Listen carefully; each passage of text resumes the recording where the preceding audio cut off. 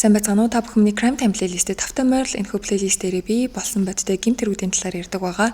Харин өнөөдрийн хэрэг гэх юм бол 2020 оны Валентины өдөр тохиолдсон аимшигтай хэрэг байгаа. Тодорхойлж хэлэх юм бол 2 сарын 14-өөс 2 сарын 15-ны шилжих шөнө Америк нэгдсэн улсын Лос Анжелес хотод яг Холливуудын бичигтэй уулны эргэн тойронд амьдардаг айлууд дундаас эрүүлийн цагтаа дуудлага ирсэн. 911 энэ дуудлагыг сонсох юм бол нэгэн эрэгтэй хүн маш яарч сандарсан байдалтайгаар тусламж хүсдэг. Тусламж хүсэхдээ манай гэрт гадны үйл таних этгээд байх шиг байна. Байшиндаа хамт амьдардаг roommate-д те аюултай зүйл тохиолдсон гэж би бодож байна. Яарчтай тусламж илгээе гэсэн дуудлага байсан. Эргүүлийн цагдаа нар дуудлагын дагуу тухайн газар очиход 3 давхар байшин байсан. Энэ байшингийн хувьд гэх юм бол дотор нь 2 хүн амьдардаг байсан. Дуудлага өгсөн залуу болохоор энэхүү байшингийн 1 давхарт амьдардаг Майкл хэмээх дунд иргэм насны залуу байсан. Энэ залуу бол эргүүлийн цагдаа нарыг очиход маш их сандарсан байдалтай байсан л да. Өөрийгөө сайн илэрхийлж чадахгүй байшин дотор нь гадны хин нэгэн байна. Би маш чанга чарлах дуу сонсоод цочоод сэрсэн. Энэхүү чимээг сонссны дараагаар газарт хин нэг унах маш хүчтэй чимээ сонсогдсон. Тэгээд би яг өрөөнийхөө байшиндаа хамт амьдардаг хүнд аюул тулгарсан байна гэж ойлгосон. Би яарлаа цагдаа руу дуутах гээд уцаа хайсан боловч уцаа олоогүй. Тийм учраас гэрээсээ гараад хөршинд очсон. Хөршинд очиод тусламж ирэх гэтэл хүн байгаагүй. Тэгээд би аргагүй ихэнд гудамж руу гүйж гараад явган явж исэн хүмүүсээс тусламж гуйсан. Ингээд би хүний утсаар эргүүлийн цагдаа руу 911 лөө дуудаад цагдаа дуудсан юм а гэсэн мэдүүлгээ өгсөн. Эхний ээлжинд бол Майклыг харахад эргүүлийн цагдаа нарт маш с ิจ гтэй санагдсан л да. Нэгдүгээрт гэх юм бол Майклийн байгаа байдал яг л гэмт хэрэгтнүүд өөрийнхөө хийсэн үйлчлэлийг нуун дарагдуулж гэмгүй харагдахын тулд гаргадаг хитрхи их жүжиглсэн драматик үйлдэлтэй төстэй харагдчихсэн. Okay, hold on. Бид нар ч гэсэндээ урд нь ярьжсэн хэрэгүүд дээр хэрэгээ нууцлах гад хэрэгийн газар хохирогчийг олсон мэт болж жүжиглэж байгаа хүмүүс хөвчлэн нэг айгүй их жүжиглэлттэй байдаг штэ. Эргүүлийн цагдаа нарын хувьд бол Майклыг яг тийм нүдээр харсан. Бага байдлаас нь шалтгаалаад тэгээд эргүүлийн цагдаа нар Майклд хэлсэн. Та 50 байхыг бид нар танаас хүсэж байна. Okay, sir, do me a favor. Do me a favor. Calm down. Calm down. Other than your roommate, is there anybody else inside the house? I don't know. 50 байгаад юу басныг ярих хэрэгтэй байна. Бас байшин руугаа биднийг оруулах хэрэгтэй байна гэсэн. Энэ үед Майкл энэ байшин дотор амьдардаг гिचгээд гэрийн түлхүүрг байсан. Энэ бол эрүүлийн цагдаа нарыг Майклыг сэжиглэх 2 дахь шалтгаан болсон. 3 дахь шалтгаан гэх юм бол Майклийн өмссөн байсан подвалкан дээр цусны толб байж харагдсан. За тэгэхээр ер нь бол эргүүлийн цагдаа нар Майклыг маш сайн ойрхон ажиглаж исэн. Эргүүлийн цагдаа нар Майклийн хэлсэн дагуу байшин руу хүчээр нэвтэрч ороод гаднаас нэвтэрсэн ямар нэгэн шинж тэмдэг байна уу гэж шалгаж үзэхэд ер нь бол гаднаас эвдэрж гэмтсэн нэвтэрч дайрж орсон ямар ч шинж тэмдэг бол харагдаагүй. Гэхдээ энэ маш харанхуй шөнийн 3 цаг өнгөрчээс учраас бол бас бүрэн хийлгэхэд боломжгүй байсан. За дээрээс нь байшингийн тойроод нэгжлэн хийж явах явцад яг 3 давхрын балконы харалтаа газар унсан эмэгтэй биеийг олсон. Майклаас энэ эмэгтэй талаар асуухад Майкл энэ бол надтай хамт энэ байшинд амьдардаг 3 давхарт амьдардаг миний найз Эми Харвик байна гэж хэлсэн. Эми Харвик хэмээх бүсгүй хин бэ? Мөн дээрээс нь хин түүнд ийм зүйлийг хийсэн бэ? Эсвэл энэ бүхэн осол байсан уу? Эдгээр бүх асуултууд одоо эргүүлийн цагдаа болон мөрдөгчдийн гар дээр очсон. Эргүүлийн цагдаа нар бол яаралтай Майклыг цагдаагийн хэлц дээр авчираад мэдүүлэг авч эхэлсэн. Майклийн хувьд гэх юм бол хийсэн бүх зүйлээ давтан хэлсээр байсан. Харин подолкон дээр байгаа шархыг нь асуухад би сандарч гүгээд хөршөөх руугаа орох гэж байгаад хаалган төгжээтэй байхаар нь хашааг нь давсан. Хашааг нь давж явах явцад би гизээ урчих шиг болсон. Түүнээс болоод цус болсон гэд мөрдөгчдөд харуулсан. Яалтчгүй Майклийн гиз хэсэгт бол урагдсан, шарх сөрөг харагдсан. Тэгээд яг тэрнтэй холбоотой цус бол подолкон дээр нь байг нь харагдсан.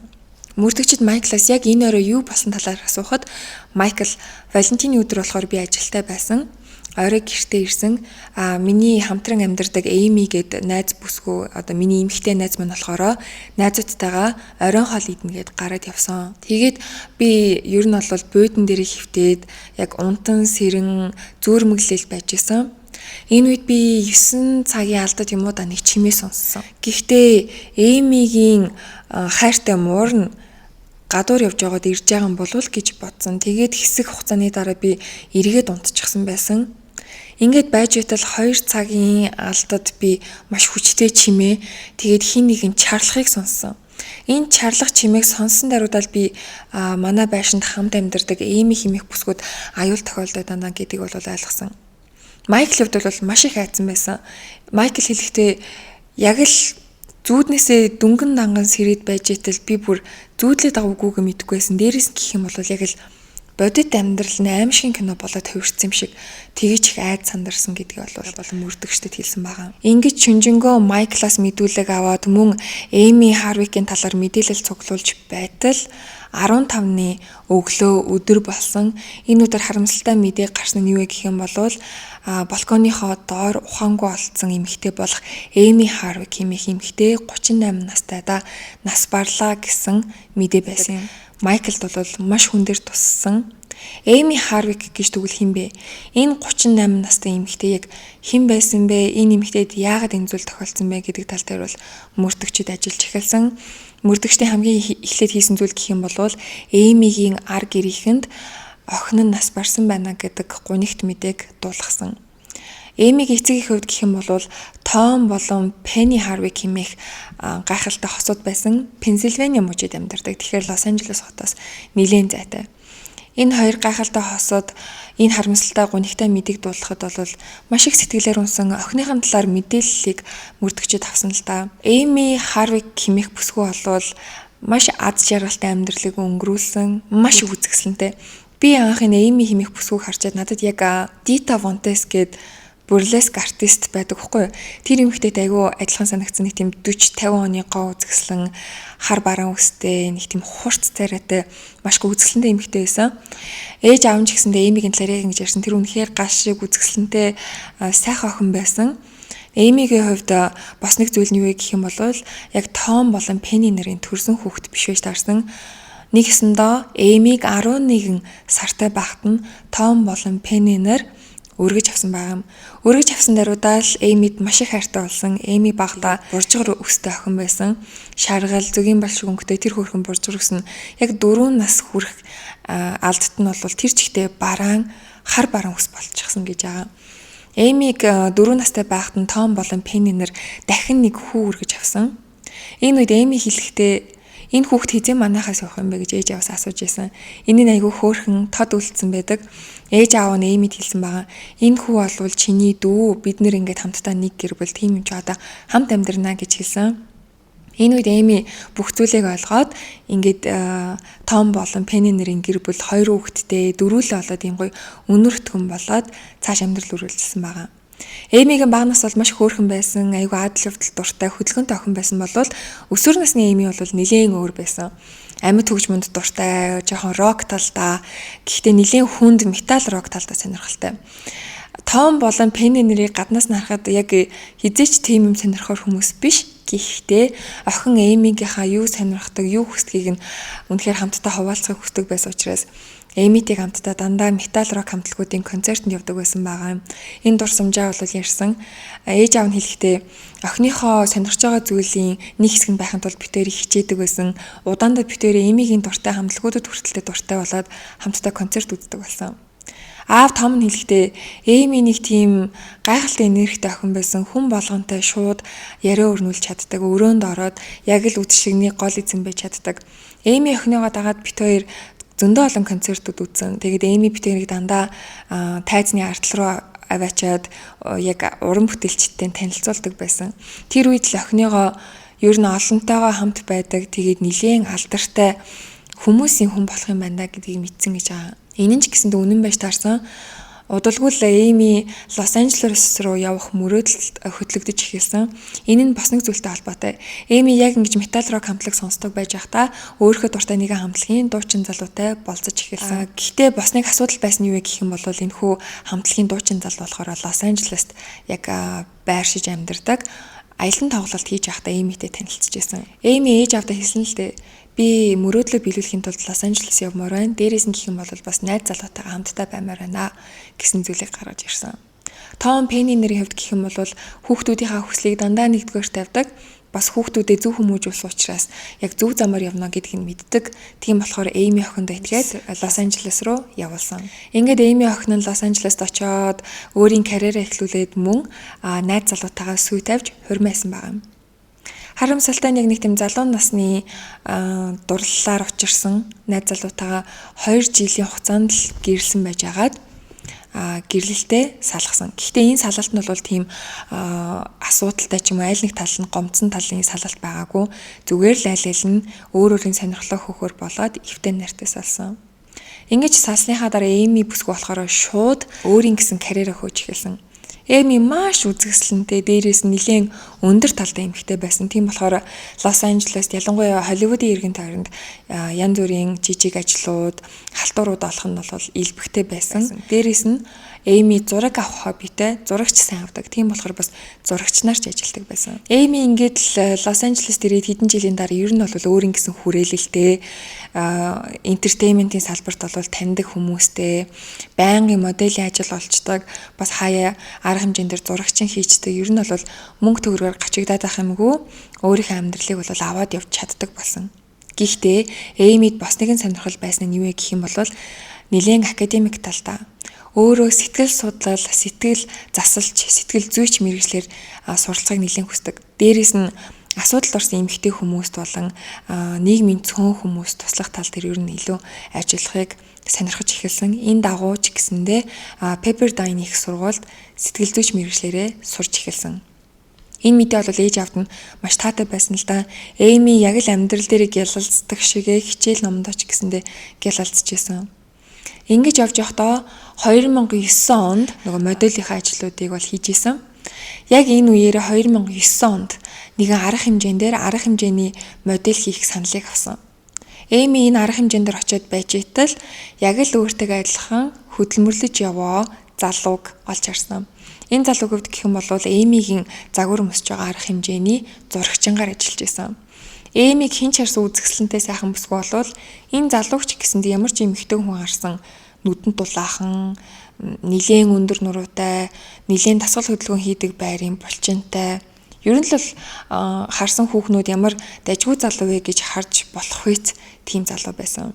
Энэ залуу Эми хоёр бол энэ арга хэмжээнд дээр танилцаад нэлээд найзууд болсон. Харин үүний дараагаар бол мэдээж л ижил салбарт ижил төрлийн ажил хийж байгаа залуу хүмүүс учраас байнгын таардаг болсон, дундын найз нөхөдтэй гэдгийг олж мэдсэн. Энэ ч гэсэндээ тэр хоёрын харилцааг эхлэхэд нэлээд түлхэц болсон. Ингээд Эми тэрхүү зурагчин залуутай үерхэж эхэлсэн.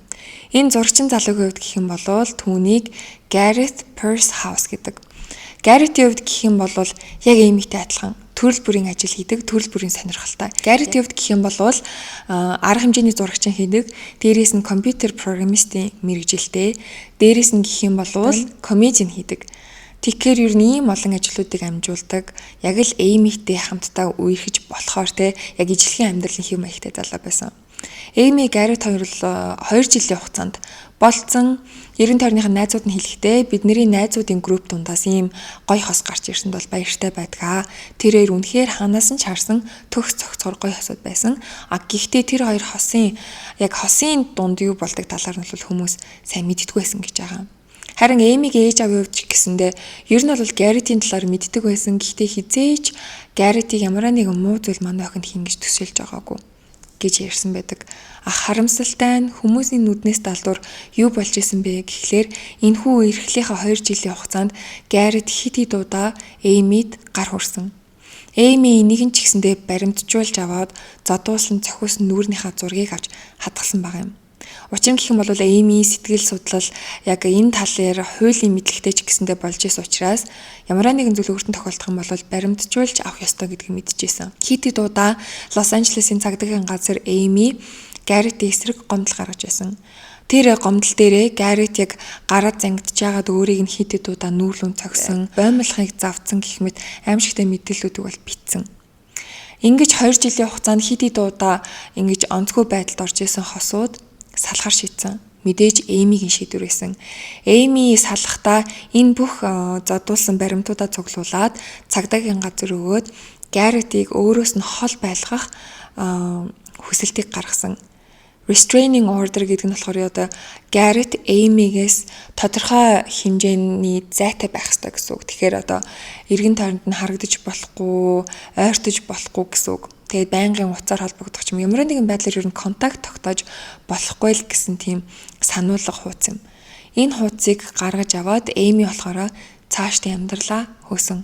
Эми нэг иймэрхүү төрлийн байсан юм шиг байгаа. Гаднаасаа гэлзэл, хөөхөн, сайхан, олонтойгоо байдаг ч гэсэндээ ер нь хувийн асуудлуудаа айгүй дотроо хадгалдаг нэг тийм хүмүүст өөрийнхөө асуудлыг яриад идэггүй хүн шиг санагдсан. Дараа найзуудынхаа яриг сонсоод байхад ингээд Эми цаашлаад амьдралаа үргэлжлүүлсэн, карьерийнхаа түвшинд бол нэлээд сайн гарч ирсэн, сургуулаа төгссөн. 2014 онд болохоор эмэгтэйчүүдийн Sex Bible хэмээх нэртэй ном гаргаад ингээд өөрийнхөө анхны номыг гаргасан. Яг мэрэгчлэрээ бол нэлийн цайлж эхэлсэн л дээ. Яг эрэгтэй эмэгтэйчүүдийн харилцаа, дээрээс нь гэх юм бол гэр бүлийн тал дээр илүү мэрэгшиж тэр тал дээр нэлийн сайн болж исэн. Зөвхөн ингээд оффистай болоод оффистаа үйлчлүүлэгчтэй аваад сэтгэл санааны зөвлөгөө, сэтгэл зүйн зөвлөгөө мэдээлэл өгөхөөс гадна өөрийн цахим хуудсандаа идэвхтэй бичлэг хийж хүмүүст зөвлөгөө эхэлсэн. Энэ нь маш олон хүний анхаарлыг татчихсан. Олон төрлийн телевизийн нэвтрүүлэг өглөөний хөтөлбөрт хүртэлтэй Эми орж исэн. Тэгэхээр уул нь Эми маш сайн хөдөлмөрлөөд яг тэгэр өөрийнхөө зорьсон зорилго руугаа ойртчихсан гэсэн үг. Яг гоо үзэгслэн мэдлэг оюун гэд бүх зүйл түнд цогцолсон байсан гэсэн үг. Яг ингэж явж итэл 2017 онд Эмид тохиолдсон нэг зүйл нь түүнийг бүр олонний нүдэн дээр ил болгосон. Энэ нь юу вэ гэх юм бол Эми нэгэн олонний танил хүнтэй хайр дурлалын харилцааг эхлүүлсэн. Мэдээж олонний танил гэхээр бид нарт ингээл Холливуудын киноны бүх одууд ингээл бодогддог л байх л та. Гэхдээ яг тэр A-листийн одуудаас гадна Холливуудад телевизийн салбар, радио салбар гэл маш олон төрлийн олонний танил хүмүүс байдаг. Яг тэрний адилаар Эмитэй хайр дурлалын харилцаа тогтоосон хүн болвол телевизийн хөтлөгч байсан. Энэ хүн олонний танил телевизийн хөтлөгчийг бол Дрю Керри гэдэг байсан. Дрюгийн хувьд гэх юм бол Эмигээс нэлээд нас мултарсан ах. Гэхдээ энэ нь бол нэг их асуудал байгаагүй. Учир нь гэх юм бол Эми ер нь үеийнхэн дундаас нэлээд мачур буюу нэлээд ингээд намтай байдаг байсан. Өөрийнхөө амьдралд юу хүсдгийг мэддэг, юуны төлөө зорж байгаа мэддэг байсан учраас ер нь Дрю Эми хоёрын харилцаанд нэг их асуудал байгаагүй. Дрю өөрийнхөө алдартай телевизийн шоун дээр анх Эмиг гаргаж ирээд аль биесээр сүү тавьсан миний сүд бүсгүй гэдгийг бол танилцуулж байсан байгаа юм. Ээжийн дараа нь Дрю Эми хоёрын харилцаа хэлэхдээ мэдээж насны ялгаа байсан ч гэсэнтэй бүх зүйл зүгээр байсан. Эми бас жаргалтай байсан. Тэр хоёр 2017 оны зул сарын баяраар хамтдаа Парис руу яваад Дрю Эйфелийн цамхгийн дор Эмигээс гэрлэх санал тавьж исэн. Ингээд зөвшөөрөө тэр хоёроо хамтдаа жил амьдарсан. Гэхдээ харамслан жилийн дараа бол энэ хоёрын гэрлэлт сүү тавилт бол ингээд дууссан. Гэхдээ карьерийн хувьд бол Эми яг хүссэн зорилго руугаа тэмүүлсээр л байсан.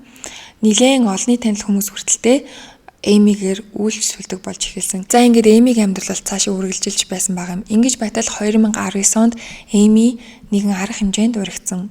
11 сарын 22 байсан. Энэ өдөр бол Эми энэхүү арга хэмжээн дээр урд нь арга хэмжээний модель хийгээч гэсэн ажлыг саналыг авдаг байсан бол энэ удаа яг эрхэм хүндтэй зочноор оролцооч гэсэн урилгыг хүлээж авсан. Ингээд бодохоор Эми яг л мөрөөдлийнхаа дагуу явж исэн бөгөөд урд нь бол арга хэмжээн дээр ажиллах гэж ирдэг байсан бол одоо хүндтэй зочноор урагддаг байсан гэсэн үг. Тэгээ зүгээр ч хүндтэй зочин биш, доктор зэрэгтэй PhD-гээ авсан гэр бүл эрэгтэй эмэгтэйчүүдийн одоо харилцааны мэрэгсэн сэтгэл зүйч, сэтгэл судлаач болсон байсан гэсэн үг. Инхээр Эми бол яг карьерийнхаа бас амьдралынхаа оргил үе дээр нь явж исэн гэсэн үг. Энэ арга хэмжээнд дээр Эми маш үзэсгэлэнтэй харагдчихсэн. Яг л тэр орой бол хүн болгоны харцыг булааж исэн. Гэтэл харамсалтай нь яг над жаргалтай байх үедээ нэгэн хизээч харахыг хүсээгүй, зүс царайгаа олж ирсэн. Арга хэмжээний зургийг авч исэн хүмүүс дунд байсан танилцаараа гэх юм бол Эймигийн Toxic X найз залуу болох Garrett байсан. Энэ арга хэмжээнд дээр Garrett бол Эймийн нэрийг танихгүй хүмүүс ч гэсэндээ энэ хоёрын дунд болоод байгаа асуудлуудыг ажигласан. Дараа нь энэ арга хэмжээнд дээр байсан хүмүүс хэлэхдээ тэр зурагчин залуу маш их ууртай байсан. Яг чимдээ тэр эмхтээлүү чарлаад уурлаад байсан гэдэг зүйлийг үл ярьсан. Харин Эйми болон Garrett-ийг таньдаг хүмүүс тэр ивент дээр бас байсан хүмүүсийн зүгээс хэлэхэд тэр хоёр нэлээд хэрэлцэн, Эйми бол нэлээд цутарсан гэж байгаа. Харин Эймигийн зүгээс гэх юм бол энэхүү арга хэмжээний дараа тарангуутлаа ээжтэйг уцаар ярьсан. Ээжтэйг уцаар ярихдаа энэ болсон бүх явдлаа хэлсэн. Өөрт нь ямар тухгүй байсан, ямар их айцтай байсан талаар ярьсан. Эйми ээжтэй хэлэхдээ Garrett-тэй таарсан чинь тэр намайг маш их үзий ядж байгаа юм шиг над руу ууралсан, намайг харааж дуудсан. Тэгээд хэсэг хугацааны дараа дахиад уйлаад надтай ярилцмаар нь гэсэн, надтай хамт баймаар байна гэсэн гээд ер нь бол ингэж сэтгэл санааны хувьд ерөөс ингэ тогтургүй байгаа байдалтай хүн байсан гэдэг нь бол ил харагдчихсэн. Тэгээд Эйми ихэндээ харагдаж үзээ сүүлд бол яг мэрэгжлийн хүний зүгээсээ яг хуучин X гэдэг зүгээсээ биш яг мэрэгжлийн хүний зүгээсээ бол Garrett-д зөвлөгөө өгсөн гэж байгаа. Энэ талаар бол Эйми бүгдийг нь ээжтэй ярьсан байж таардаг. Энэ арга хэмжээ энэ өдрөөс хойш ер нь Эйми айгүй тухгүй болсон. Энэ талаарч гэсэндээ эргэн тойрныхоо найз нөхдөд ярьж исэн болж таарч байгаа. Яг энэ үйл явдлаас хойш хэдхэн сарын хугацаанд бол Эйми айгүй тухгүй айцтай байсан гэдэг эргэн тойрны хүмүүст ярьж исэн. Зоки одоо мөрдөгчд энэ бүсгүйн талаар бүх амьдралын талаар мэдээлэл авчлаа штэ. Тэгвэл хин түнд ийм юм хийсэн байж болох уу? Хамгийн сүүлд түүнийг сүрдүүлээд айлгаадсан хүн нь бол Garrett болж таарж байгаа. Байшинд хамт амьдардаг Майкл хэмээх залуугаас нь асуухад ч гэсэндээ би бол Эймиг сүүлийн үед хуучин найз залуугаас их айцтай байсан гэдгийг бол мэднэ. Гэхдээ тэр хүнийхэн талаар мэдээлэл надад бол байхгүй. Харин би тэр талаар сайн мэдэх хүнийг хэлж өгье гээд Эймигийн хамгийн сайн найз залуугийн контактыг өгсөн. Мөрдөгчд энэ залуутай уулзаад Эйми тохиолдсон бүх зүйлийг хэлэхэд бол найз нь маш их сэтгэлээр унсан. Эймид хэн энэ зүйлийг хийж болох вэ гэж асуухад ганц л хариултыг шууд хэлсэн. Энэ бол мэдээж Эймигийн хортой X болох Garrett. Хамгийн сайн найз нь хэлсэн л дээ. Эйми түүнээс маш их айж исэн. Garrett Эйми лөө байнга залгадаг, байнга уулзахыг хүсдэг байсан. Сүүлдээ Эйми түүний утсыг бүр блоклоод түүнтэй харьцаа болсон. Ер нь бол хуучин найз залуутайгаа бараг 10-аад жилийн өмнө сасан. Гэхдээ хуучин найз залуу энэ бүх хугацаанд түүний араас хөөцөлцөөрөл байсан. Тэр залуу байх учиртай гэдэг зүйлийг бол мөрдөгчдөд хэлсэн. Мөрдөгчд Эймигийн найзуудын хэлсний дагуу шууд л далайн эрэг дээр байдаг байшингууд дундаас Garrett-ийн байрлаж байгаа байшинд очсон. Garrett-ийг барихад бол амархан байсан л да. Энэ үед Garrett яг л юу ч мэдээгүй байгаа юм шиг харагдажсэн л да ихэндээ. Юу болоод байгаа юм бэ? Би юу ч мэдэхгүй байна. Гэхдээ Эйми гэж бол би танина. Миний урд нь эртдэг байсан юм ихтэй. Түүнд юу тохиолдсон бэ гэх мэт бүх зүйлүүдийг бол эхлээд асууж исэн. Гэхдээ Garrett-ийг гаднаас нь харахад бол нүд нь хөхөрсөн байдалтай байсан. Мөрдөгчд та нүдээ хизээдээ ингэж хөхөлчихөө вэ гэж асуухад би харин гэртээ нэг засварыг юм хийж байгаамаа тэгээд өөрийг юм болгоцсон гэж хэлэхэд бол яжилсан маягтай мөрдөгч хэлсэн байгаа юм л да. Мэргэжлийн хүмүүсийг нь хөөсөлж хийлгэмээр юм байна да. Тэгэхгүй бол та өөрийгөө гимтээч хийжтэй гэж хэлсэн гэж байгаа. Garrett-ийг бол шууд хэсэг дээр авчираад мэдүүлэг авч эхэлсэн. Энэ үед бол Garrett ямар ч холбоогүй энэ үйл явдалтай ямар ч холбоогүй гэдэг бол хэлсээр л байсан, ярьсаар л байсан. Энэ үед бол мөрдөгчд Эймигийн байшин дээр ажиллаад хит хитэн зүйлүүдийг нэмэлтээр болсон. Анх эргүүлийн цагдаа нар очиод бол шүн байсан. Тэгээд бүх зүйл тодорхой байгаагүй дээ. Дээрээс нь гэх юм бол гаднаас хэнийг нэвтэрч орсон шинж тэмдэг огтхонч байгаагүй штэ. Тиймч болохоор хамтдаа байшин түрээсэлдэг тэр Майкл гэж залуу бол бүх анхаарлаа хандуулсан байсан штэ. Харин маргааш нэлээд сайн ихтлаад үзэх юм бол Франц хаалга гэж хэлэгддэг нэг тийм шилэн хаалга байдаг байсан.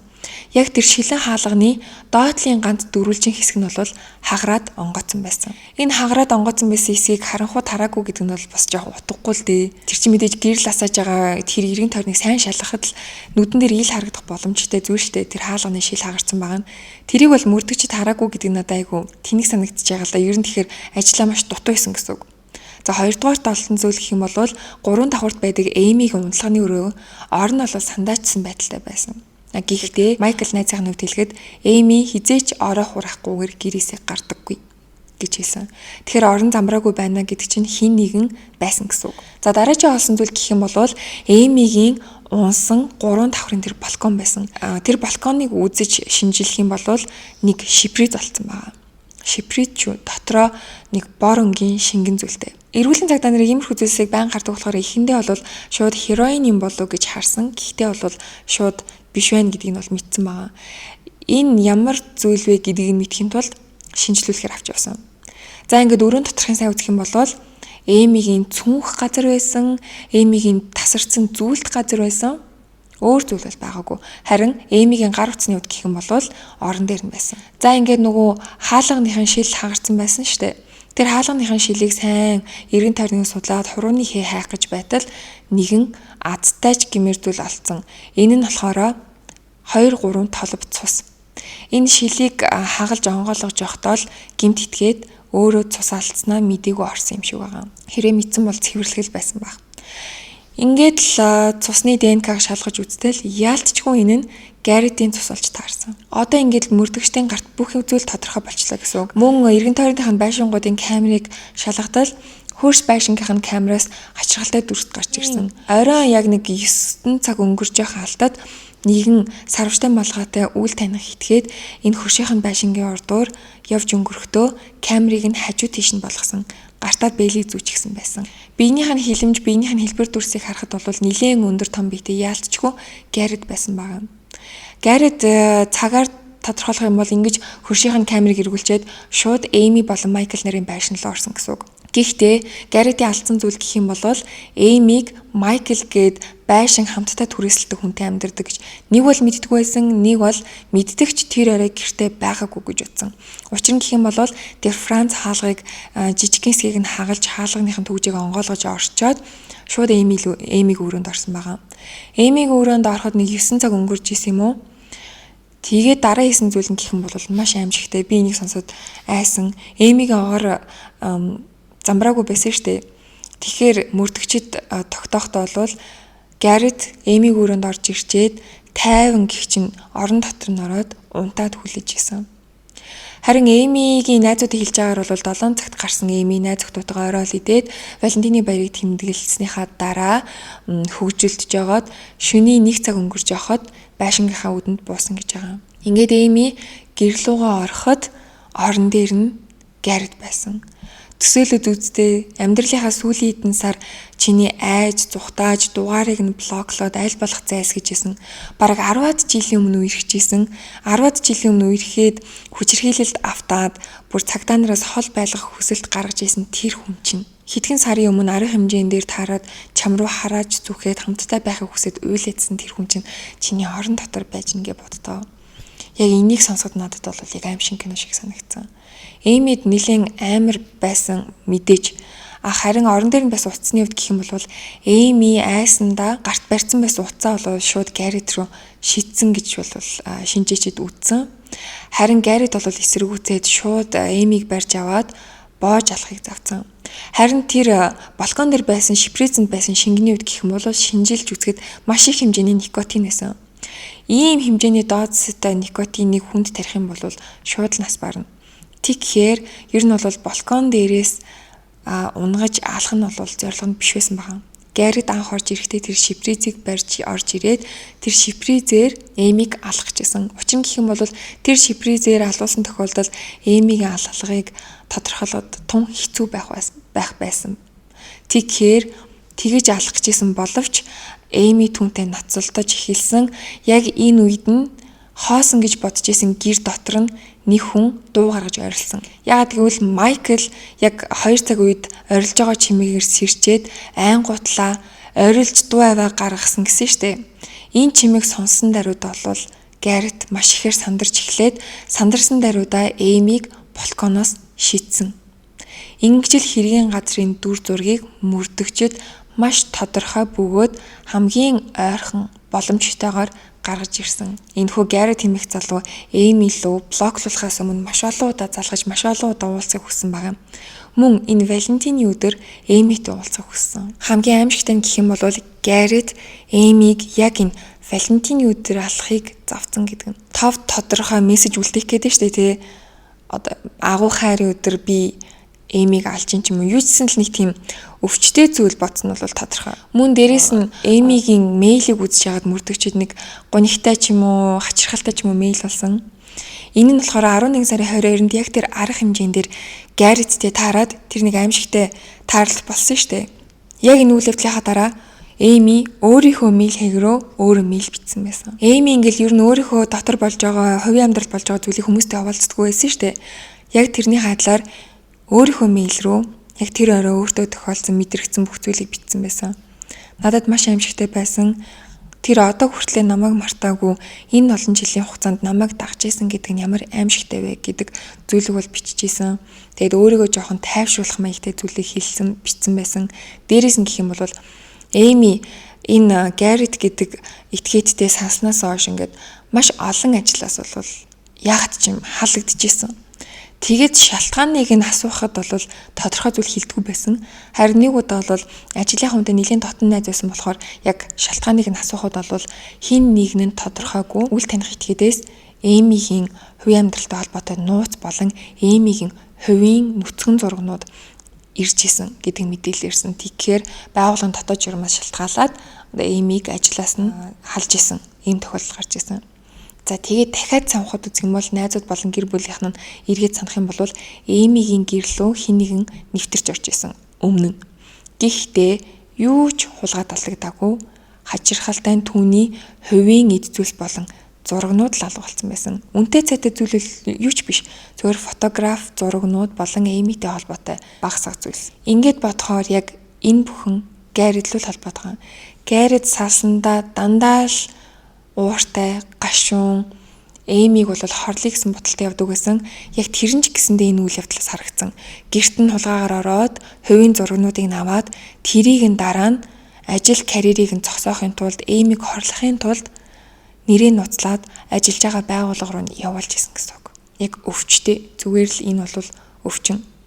Харин дараа нь Гарретийн найзуудаас энэ талаар асуухад бол ер нь бол найзууд мэдчихсэн Эмид ямар донтцсон Эмиг ярахаас өөр юм байдгүй байсан талаар нь бол ярьсан. Нэг найз нь бол өмнө нь найзалдаг байсан найз нь хэлсэн. Тэр сүулдэ бараг донтож эхэлсэн л дээ. Түүний амьдралд Эмигээс өөр боддог, Эмигээс өөр ярьдаг зүйл байхгүй болсон байсан. Тэр хоёр бүр салаад хэдэн жил болцсон байхад л ярьсаар байсан. Сүүлдээ би чи одоо энэнийг болох хэрэгтэй, чи хитрхи донтоод энэ чамд аюултай шүү гэдэг зүйлийг бол хэлж ийсэн. Гэхдээ ингэж хэлснийхаа төлөө Гаррет энэ найзыг бол амьдралаасаа зүгээр л арчаад хайцсан гэж байгаа байхгүй юу? Гарретийн Эмигийн талаар донтсон байгааг нь хэлэх болгонд л тэр найзуудтайгаа дахиад харьцгаа болчдөг. За ингээд бүх бичиг баримтууд, бүх хэрэгтэй холбоотой нотлохоонуудыг цуглуулад шүүх хурал болсон байгаа. Энэ шүүх хурал бол бараг 10 хоногийн хугацаанд үргэлжилсэн. Нөгөө талаар хэлгээд энэ шүүх хурал бол үнэхээр утгагүй зүйл болж хөрсөн л да. Гарретийг өмгөөлж байгаа талын зүгээс бол үнэхээр утгагүй зүйлүүдийг гаргаж ирсэн. Нэгдүгээр гэх юм бол Гаррет биш Эми Гаррет руу товтлсон байвал яах вэ?